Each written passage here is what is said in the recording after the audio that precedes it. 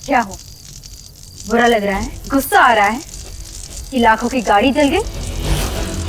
सोचिए इन पर क्या बीती होगी जब इनकी आंखों के सामने इनका घर जलकर राख हो गया, इनकी जिंदगी भर की कमाई जल गई। मुआवजा देने से आप करीब नहीं हो जाते सुरेश, कि इन लोगों की मदद जरूर हो जाती। आपकी कंपनी के कारीगरों के साथ फैक्ट्री के मजदूर भी खड़े। अब रावत टेक्सटाइल्स का काम तभी शुरू होगा जब इन्हें घर के बदले घर मिलेगा।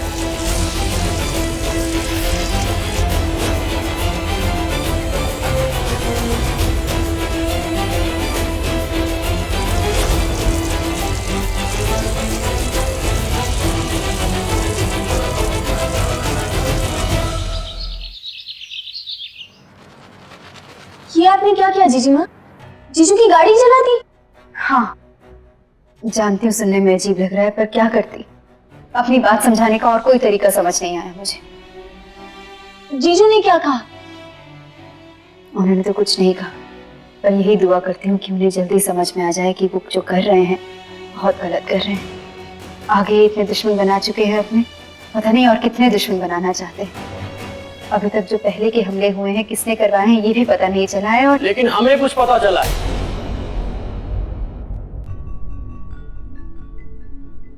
हमारी इन्वेस्टिगेशन टीम को यह पता चला है कि मिस्टर रावत के रहने की खबर घर के ही किसी व्यक्ति ने दी थी।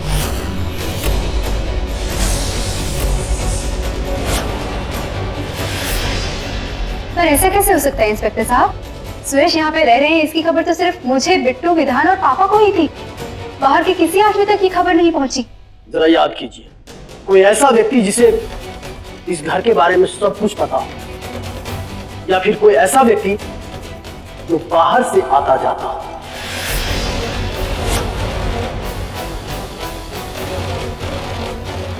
तो भाई यहाँ का काम खत्म हो गया, अब यहाँ की कोई जरूरत नहीं है।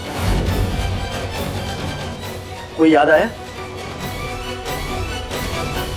नहीं, कोई नहीं। कोई बात नहीं, कोई खबर मिलती है तो मुझे बता दीजिएगा।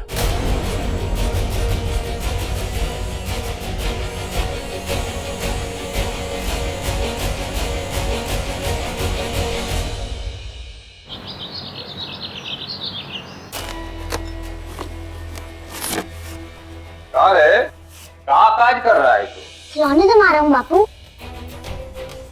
अरे इसके साथ वाला खिलौना तो शायद फाल्गुनी आंटी के घर पे ही रह गया। आज जाऊंगा तो ले आऊंगा।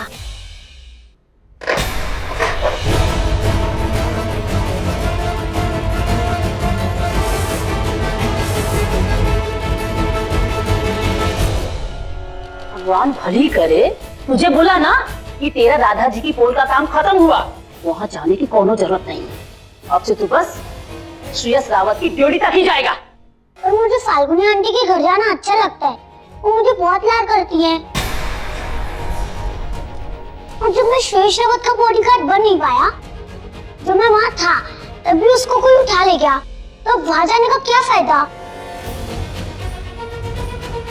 अब मैं श्रेयस रावत के पास क्यों जाऊँ? कुछ चुरा के लाने को तो कहते नहीं हो, बस सवाल पूछते रहते हो। कहाँ जाना है, क्यों जाना है, क्या मतलब है इस सब का, क्यों करना है ये सब? चुप! नहीं जीजमा, लड्डू नहीं हो सकता। मुझे तो विश्वास ही नहीं हो रहा। लड्डू किसको खबर देगा जीजमा? वो थोड़ी ना जीजू के दुश्मनों को जानता होगा। इतना प्यारा बच्चा है वो, तो इनफैक्ट आपको और जीजू को पास में लेकर आया जीजमा। क्या ये भी तो हो सकता है ना कि पुलिस के किसी आदमी ने ये बात लीक की हो? उनकी डिपार्टमेंट से भी तो गलती हो सकती है। जानती हूँ बिट्टू तो क्या कहना चाहती है। लड्डू पर शक करना मुझे भी अच्छा नहीं लग रहा, पर कई चीजें हैं जो उसके घर जाकर मैं खुद समझना चाहती हूँ।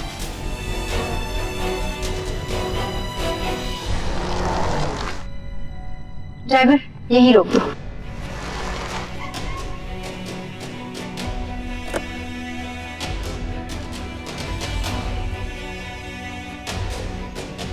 जीजी माँ, सोच समझ के बात कीजिएगा। लड्डू तो एक छोटा बच्चा है, पर उसकी माँ एक आग उगलने वाली औरत। तो फिक्र मत कर, मैं ध्यान रखूंगी।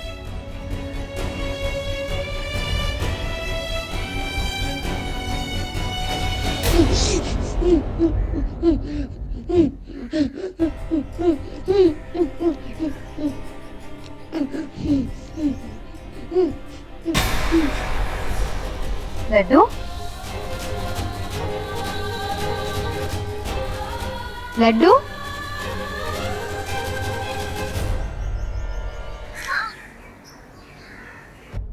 भैया सब आ गए हैं। हाँ, वो मिठाई भी मंगाई थी। सीएस साहब, ये रही मिठाई। बहुत अच्छा, ये सब इन लोगों में बांट दीजिए।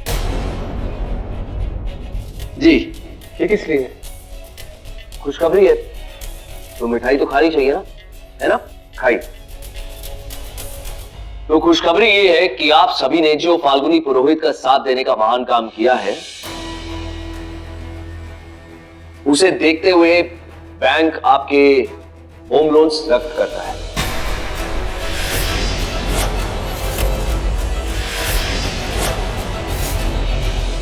और बहुत जल्द बैंक जो है आप लोगों के घर जब्त कर लेगा।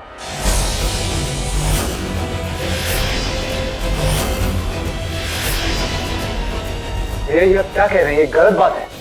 बिल्कुल ठीक है।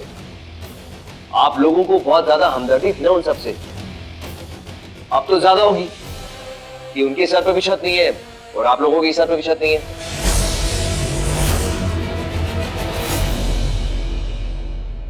आप लोग अब उन लोगों का अच्छे से दर्द समझ पाओगे।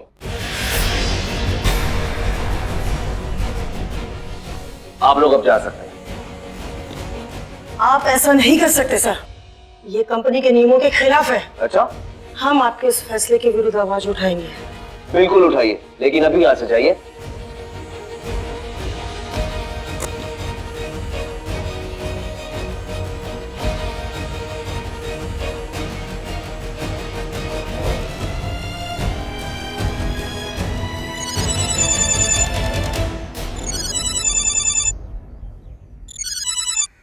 हेलो जी, बेना जी बोलिए।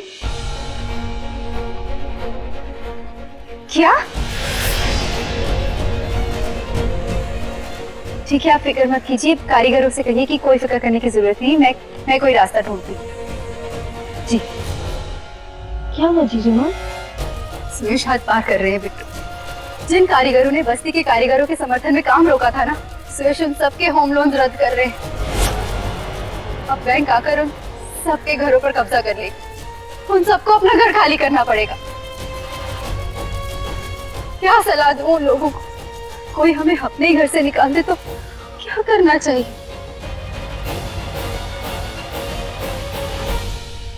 अगर हमारे घर से कोई हमें ही निकाल दे तो हमें उसके ही घर चले जाना चाहिए। अगर मेरे साथ ऐसा हुआ तो मैं यही करूंगा।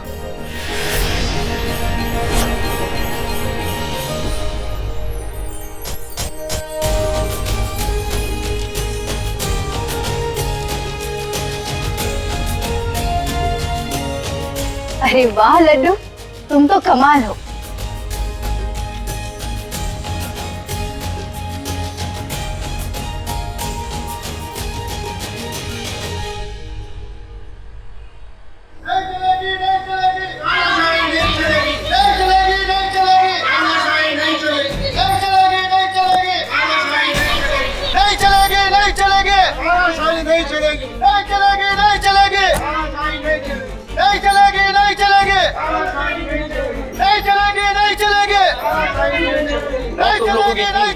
यहाँ पे तंबू गाड़ के बैठोगे?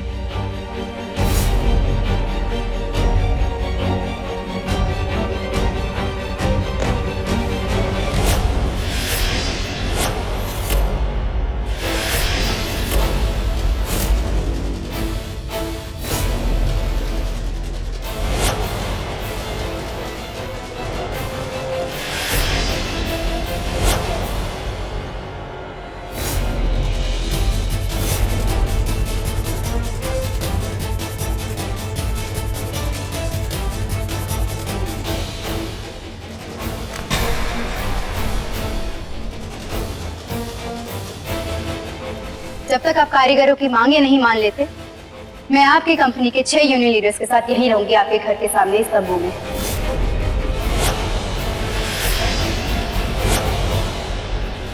मांगे तो मैं मानने से रहा, और रही बात तुम लोगों की यहाँ रहने की, तो पुलिस खुद यहाँ आकर तुम लोगों को यहाँ से धक्के मार के निकालेगी।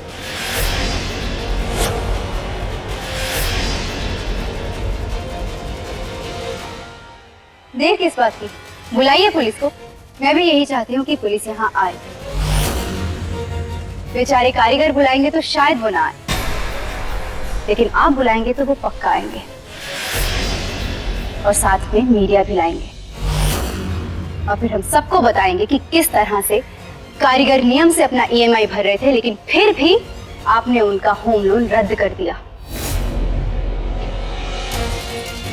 क्या हुआ? लगाइए ना फोन, बुलाइए पुलिस को। कोर्ट को भी तो पता चलना चाहिए ना कि कैसे आप कंपनी यूनियन के नियमों को ताक पर रखकर अपनी मनमानी कर रहे हैं। अपने अकाउंटेंट से कहिए कि मुझे इन कारीगरों के लोन स्टेटमेंट्स दे, ताकि मुझे पता चल सके कि इनके अकाउंट से कितना EMI कटा जा रहा है। स्टेटमेंट्स तो तुम्हें मिलने से रहे, और मुझे नहीं लगता कि तुम्हारे इन कारीगरों के पास उस स्टेटमेंट की कॉपी भी होगी।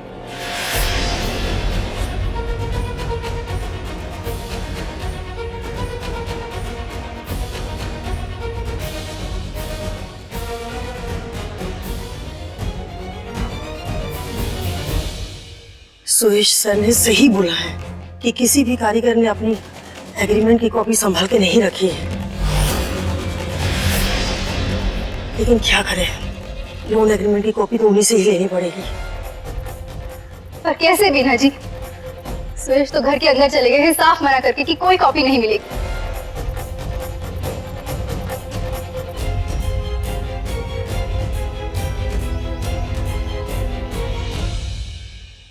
इधर आओ। वो गए तो आपको भी जाना चाहिए, आपका भी तो घर है। आप जाके अपना काम करो। नाक दबाओगे तो मुंह अपने आप खुल जाएगा।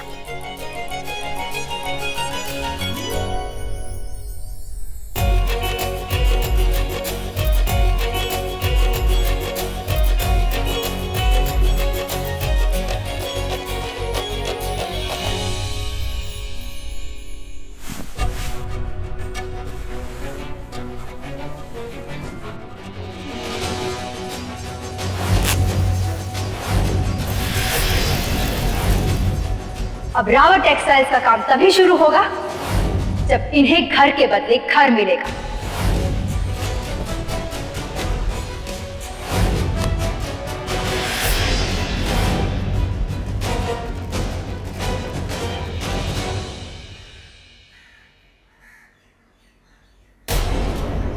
आप जा नहीं सकती, सुरेश बाबा ने मना किया। आप मुझे रोक रहे हैं काका? मैं तो बस मैं कौन हूँ इस घर की? बड़ी बहू रानी। अब मैं अंदर जाऊं? ठीक है, आप जाइए।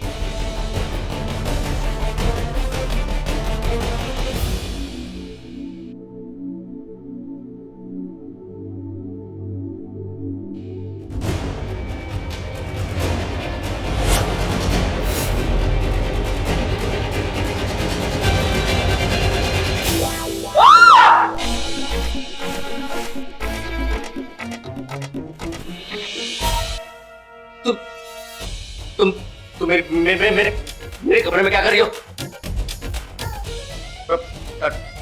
टावल दो, मेरा टावल दो। तौलिया चाहिए? हाँ। तो पहले कारीगरों के लोन स्टेटमेंट्स दो। ऐसे कोई स्टेटमेंट लेता है? हाँ? तो आपने कोई चारा भी तो नहीं छोड़ा ना, क्या करें? फाल्गुनी, मैं स्टेटमेंट नहीं दूंगा। मैं तौलिया नहीं दूंगी। एक काम करती हूँ, कारीगरों को बुला लेती हूँ आपसे डील करने के लिए। नहीं, बिल्कुल नहीं। टावल, मुझे टावल चाहिए। तो एक काम करती हूँ, बुला ही लेती हूँ। मैं मेल करवा दूंगा। अभी करना पड़ेगा। नहीं, मेरा फोन बंद है। अच्छा, देखो। हाँ। कोशिश भी मत करना मिस्टर सुरेश रावत। लो फोन दो। अभी डील करोगे? लो फोन। क्या?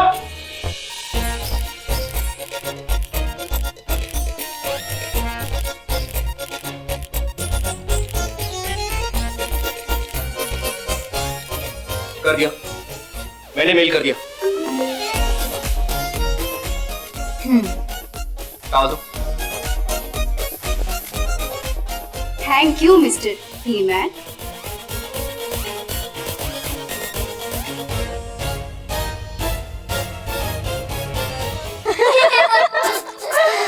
अरे वाह लड्डू, तुम्हारा आइडिया तो बहुत बढ़िया काम किया। मेरा आइडिया तो बस घर जाके उनसे बात करने का था, वरना जो अंदर हुआ है वो तो आपका ही आइडिया था। मैं सपने में भी नहीं सोच सकती थी कि आप ऐसे शैतानी कर बैठोगी। अब क्या करें, शैतानी तो तेरे जीजू का दिमाग हुआ पड़ा है, तो ऐसी शैतानी तो करनी पड़ती ना उनके साथ। अब चलता हूँ। अरे क्यों? अगर देर से पहुँचा तो माँ बहुत गुस्सा करेंगे। चलो ठीक है, जाओ और अपना ध्यान रखना। मुझे क्या फिक्र आंटी, मेरे लिए आप हो ना।